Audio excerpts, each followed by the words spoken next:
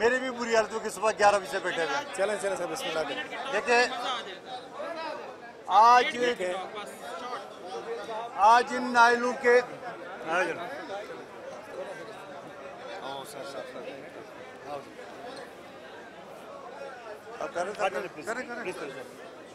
चौधरी साहब आए ना, चौधरी साहब मंजूर साहब से चौधरी साहब आए ना, चौधरी साहब आपने शुरू किया था। आज इन नायलों की वजह से चौथा दिन है, पूरा मुल्क जाम है। पंजाब असम्बली में अमलन कब्जा है और इनके वकील ये बता रहे जो डिप्टी स्पीकर ने लेटर इशू किए आज के 7:30 बजे सेशन के लिए, बोले जाली है। इससे बड़े बुरे हालात क्या हो सकता है कि डिप्टी स्पीकर का लेटर को अपना ही इनका वकील जाली करार दे रहा है। यहाँ नेशनल असम्बली का हालात ये है, वहाँ prime minister, dummy prime minister, खुद साख्ता प्राइम मिनिस्टर पीटीवी को और दूसरे सरकारी वसाइल इस्तेमाल कर रहे हैं।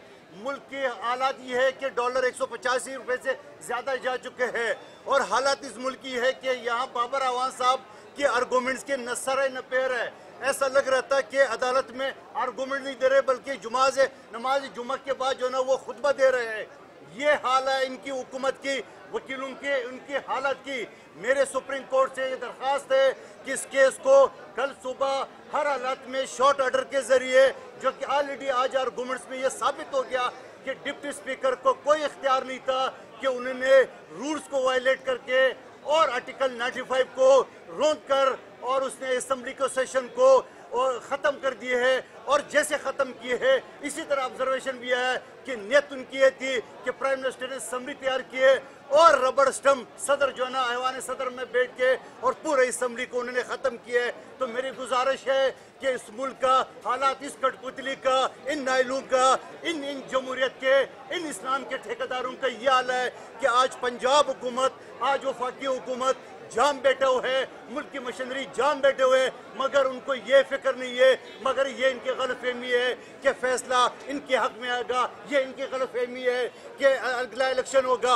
अगला इलेक्शन उस वक्त होगा जब इनका ईवीएम सिस्टम जो है ना हम ख़त्म करेंगे, उसके बाद होगा इंशाल्लाह। देखिए, गुजारिश ये है कि पिछले 3 दिन से अदालत के अंदर जो बहस जारी है वो ये है कि अदालत क्या deputy speaker, technical issue debate हो रहा है कि क्या अदालत डिप्टी स्पीकर के रूलिंग को सुन सकती है कि नहीं। सिर्फ टेक्निकलिटीज़ की बुनियाद पे देखा जो डिबेट हो रहा है। हमारा इशू ये है कि इस मुल्क के आइन के ऊपर हमला हुआ है, पाकिस्तान की पार्लियामान को तोड़ दिया गया है। ये डिप्टी स्पीकर का खाली फैसला नहीं है, रूलिंग नहीं है, और इसको कॉन्सिक्वेंटली देखने की ज़रूरत है। अगर माजी में जिस तरह होता रहा उस तरह की नज़ीर नहीं। हम अदालत के पास इसलिए आए हैं, इलेक्शन तो होंगे, इलेक्शन से पहले इमरान खान और उसकी जमात ने जो इलेक्शन के कवानीन में गलत तरीके से अमेंडमेंट की थी, अपनी मर्जी के अमेंडमेंट की थी ताकि धांधली ज़दा इलेक्शन करा सकें। अगर आज इलेक्शन में जाना हो तो फिर इमरान खान का नुक्ता नज़र प्रिवेल कर गया, फिर तो वो बात तय हो गई। ये बात सिर्फ यहाँ नहीं है, उनको अपनी शिकस्त के बाद डिप्टी स्पीकर के ज़रिए उन्होंने ये सारा हरकत कराई है। ये तय होगा कि डिप्टी स्पीकर ये इस तरह का खिलवाड़, ताकत के ज़ोर पे जो मर्जी कर लो, आपको कोई कदर नहीं है। यही फाशिज़म होता है, यहीं से फाशिज़म की बुनियाद पड़ती है और हमें तवक्को है कि अदालत इस फाशिस्ट रवैये को रोकेगी। ये एक वक्त में 2 जगह पे हो रहा है, पहले कौमी असम्बली में हुआ, उसके बाद पंजाब की सूबाई असम्बली में हो रहा है, और अदालत के अंदर उनके लोग मुसलसल गलत बयानी कर रहे हैं। आज ये बात दुरुस्त है कि पाकिस्तान की कौमी असम्बली के अंदर 197 मेंबरों ने अवाम की राय का इजहार कर दिया कि वो वज़ीर आज़म के साथ नहीं है। इसी तरह पंजाब असम्बली के अंदर वहाँ तो इलेक्शन था, इलेक्शन को रोका गया, पहले 6 तारीख डाली गई, फिर 16 तारीख पे ले गए। और अब अगर डिप्टी स्पीकर अपना फ़र्ज़ अदा करना चाहते हैं तो उसको धौंस और धांधली और मेयर बदमाशी से रोकना चाहते हैं। सारे पाकिस्तान को इल्म है कि वो वोटों से हार गए, लेकिन अब वो बदमाशी के गलत तरीके से आइन को वायलेट करके इस सारे अमल को आगे ले जाना चाहते हैं। ये जो बार बार शो करते हैं, आज अदालत में भी डिबेट रही कि जी 22 अरकान। ओ भाई, हमने पीटीआई के जिन अरकान ने आपको छोड़ा है उनको एक तरफ रखते हुए 177 अरकान असम्बली ने वज़ीर आज़म के खिलाफ वोट अपनी राय का इजहार कर दिया है। लिहाजा ये किसी डिफेक्शन क्लास में नहीं आते, यहाँ कोई हंगामा नहीं है। और ये जो 5A का जिक्र बार बार रहा, हम कहते हैं, हमारे वकील ने मुतालबा किया है कि उस इशू को सेपरेटली गवर्नमेंट कमीशन बनाना चाहती है, बना ले, अदालत बना ले और उसको प्रूव कराए, जो गुनाहगार है उसको सजा दे। लेकिन उस झूठ और धांधली की बुनियाद पे इलेक्शन के पार्लियामान के प्रोसेस को ना रोका जाए। और ये जिस तरह का इलेक्शन इमरान खान कराना चाहता है इन इलेक्शन लॉज के ज़रिए, उस इलेक्शन की हमारे यहाँ कोई गुंजाइश नहीं है। वो मैनेज्ड और मनूवर्ड इलेक्शन रहे हैं। ये इलेक्शन कराने का धांधली ज़्यादा इलेक्शन की एक और बुनियाद रखने की कोशिश है।